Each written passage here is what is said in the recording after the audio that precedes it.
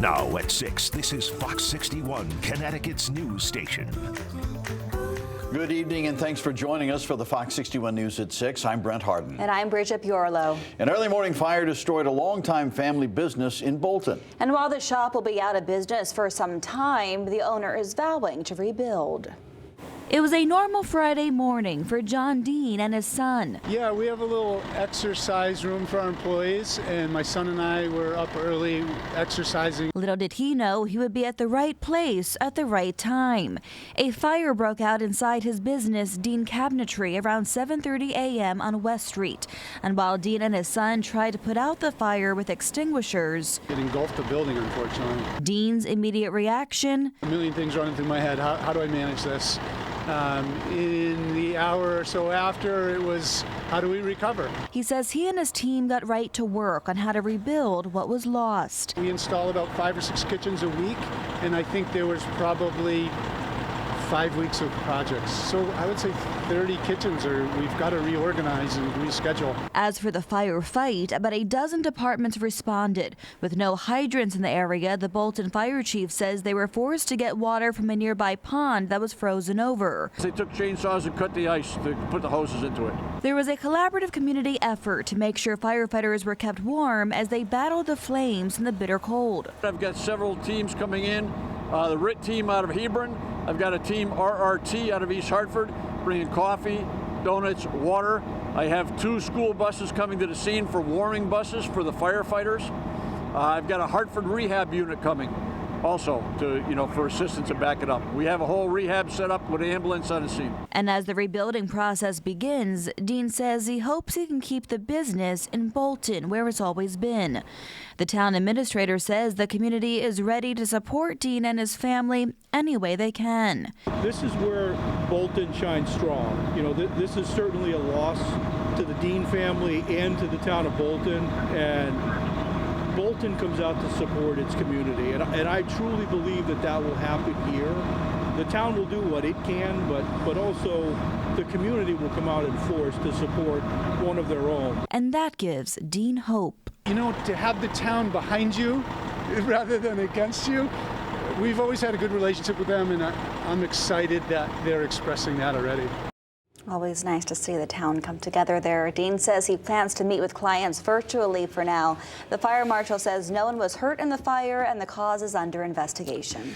A woman is dead and another person injured tonight after a wrong-way crash in Hartford. It just adds to the long list of wrong-way crashes here in our state. Fox 61's Jamel Johnson spoke with the State Department of Transportation about their efforts to prevent accidents like this one. Wrong-way driving has cost many people their lives, whether they're driving under the influence, turning down a one-way, or dozing off at the wheel. Connecticut DOT is trying to fight this issue because the data they're seeing is alarming. Wrong-way driving has been an issue plaguing Connecticut streets for years. Josh Morgan with Connecticut DOT says the numbers have been high this past week. Just this past weekend, over the Martin Luther King holiday weekend, we had 10 confirmed wrong-way instances on our ramps. The latest of these incidents involved 23-year-old Kelly Caldwell, who police say was driving on the wrong side of Route 15 in Hartford when she crashed into another car, killing herself and injuring the other driver. Investigators have not said whether alcohol or another substance was a factor in the crash, but Morgan says most wrong-way incidents involve drivers under the influence. Impairment is really the leading cause. We're seeing it through the data from the fatalities when the medical examiner does those reports. We have seen it through state police and some of their dash cam and body cam footage that sometimes it's a disoriented driver, a confused driver. So it's not every single time impairment, but by and large, that is the leading cause. Since 2022, state DOT has been using systems that alert them if someone is on the wrong side of the road. These systems involve signs, cameras, and flashing lights to help prevent tragedy. And it's very concerning and alarming how often these systems are being activated. Since these systems have been activated, we have more than 230 self-corrections. That's at least 230 lives saved. Morgan says they plan to have at least 120 of these systems in place by the end of 2024, which they exceeded with 133. Still, with 700 ramps in the state, wrong-way driving remains an uphill battle. If the public is out there, they're driving, and they see a wrong-way driver, call 911, report it, try to provide as much information as you can. Troopers are going out there to trying to find these drivers and trying to stop these vehicles because there's deadly consequences to wrong-way driving. Connecticut State Police are still investigating Thursday night's deadly crash, and they're urging anybody who has any information or footage of the crash to call 860-534-1098. In Hartford, Jamel Johnson, Fox 61. Jamel, thank you. New tonight, bird flu has been detected in another flock of birds here in Connecticut, this time in New Haven County.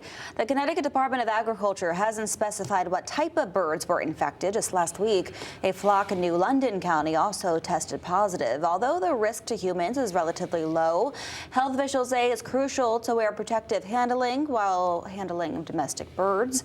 And if you see a sick bird, always report it to our state veterinarian. And turning now to our forecast, a little bit of a warm-up just in time for the weekend. Yeah, meteorologist Deshaun Robinson is here now with a look at the forecast. Deshaun. Hey guys, yes, we saw a little bit of a warm-up today, and we will see a bigger warm-up as we head into Sunday. So a bit of cold start to your Saturday with temperatures in the single digits. Milder on Sunday with our highs hitting the 40-degree mark, and then the quiet stretch of weather is likely to persist into midweek. If you are heading out there right now, well, our temperatures are just ranging from the lower 20s to the upper 20s. 29 here in Hartford, 32 in New Haven, 24 in Waterbury, and 29 in Meriden.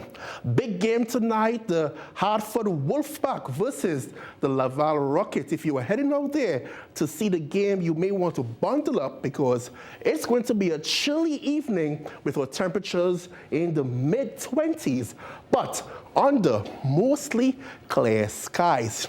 It is mostly clear across much of the state. We do expect these clear skies to persist into tonight. Quiet across the northeast despite some lake effect snow showers in upstate New York. Now tomorrow, another dry day is in the forecast. Mix of sun and clouds, but the sunshine will have the upper hand for your Saturday. Tonight, another bitterly cold one with our temperatures dropping into the single digits, mostly clear skies, and then Saturday, temperatures will rise to the lower 30s under lots of sunshine. Next 3 days, the dry and sunny weather will persist into Monday. Back to you guys. All right, Deshaun, thank you. Well, new tonight, a West Hartford private school teacher faces charges tonight after allegations surfaced that he inappropriately touched a student. Nicholas Ricciardi, a teacher at Solomon Schechter Day School, was arrested last week on risk of injury and breach of peace charges. The school sent out a letter to parents that said, quote, a parent approached us shortly before Thanksgiving about the alleged tickling of a student. He went on to say Ricciardi was placed on leave and the school made a report to DCF, who later dismissed the case. The school says Ricciardi was allowed to return to the school but was placed on leave again and fired after another report of tickling. DCF then opened another case and involved the West Hartford Police Department. Now, the letter to parents went on to say, quote, to the best of our knowledge, tickling on the student's abdomen was the full extent of the reported behavior. We have no knowledge or evidence of anything beyond that. Since mid-December, the teacher has not returned to campus and he is no longer employed by the school. He has been directed not to return to the campus. Ricciardi was released on $40,000 bond and is due in court next week. The superintendent of Hartford Public Schools announced she will be stepping down at the end of the school year. Dr. Leslie Torres Rodriguez announced a transition of district leadership at the end of the current academic year. Torres Rodriguez, a native of Puerto Rico, attended Hartford schools starting in 5th grade and is a graduate of Hartford Public High School. She has been superintendent for the city since 2017, and no word yet on who will take her role. Well, the city of Hartford has named its next chief of police. Mayor Arunan Arulampalam announced today he is appointing Tyrell McCoy for the position. McCoy is currently a police captain at the Philadelphia Police Department, and he says he sees a lot of similarities between Philadelphia and Hartford. Many of the concerns that I've heard from the community members in the city of Philadelphia mirror some of the same opportunities that exist here in the city of Hartford. Now, he will take over for interim Chief Kenny Howell, who took on the role last summer after former police chief Jason Thody retired. Just when you think political campaign season is over, it begins all over again. A popular and persistent young mayor has taken another step towards statewide office. Fox 61's Matt Caron went to New Britain, where the city was buzzing about Mayor Aaron Stewart. We talked to residents here in New Britain who credit Mayor Stewart for revitalizing the city. Since her failed run for governor and lieutenant governor in 2019, she's worked hard to raise her public profile, but it remains to be seen if she has the name recognition to run for statewide office. Perhaps someday president of the United States. New Britain Mayor Aaron Stewart isn't running for mayor again. So what is she doing? I genuinely don't know. On Tuesday, we will. Dubbed a major announcement, an Aaron 26 logo on an outline of the state. It signals a run for statewide office. I say good for her. I say Mayor Stewart has been fair to us in New Britain. And what I mean by us, she don't care if you're black, white, Italian, Polish, whatever. She's about the city. Stewart's political ambitions are further confirmed by this official filing with the State Elections Enforcement Commission to form an exploratory committee. I love our mayor. Why? She's the best. I mean, look what she has done here. I moved to city of New Britain in 2012, and to be honest, I didn't really want to stay here. But what she has done is magic. Stewart, a popular three-term mayor, was also the city's youngest and second female. She's developed a reputation as a common-sense conservative who puts people over party, publicly distancing herself from the MAGA movement. I do not think that his approach is presidential. Despite her popularity within the city, Stewart's brief run for governor in 2018 failed, as did her switch to lieutenant governor. And controversial comments made by her father, the city's former mayor, have caused family friction. The qualities that they don't lie, they don't cheat, they don't steal, and they tell us the truth and honesty. If Stewart runs for governor and wins, she'd be the first Republican since the late Jody Rell. It remains to be seen if she'll face a primary challenge from familiar faces like Bob Stefanowski. And if Governor Lamont runs again, could she beat him? What if it's a Lamont-Stewart matchup? Who are you voting for?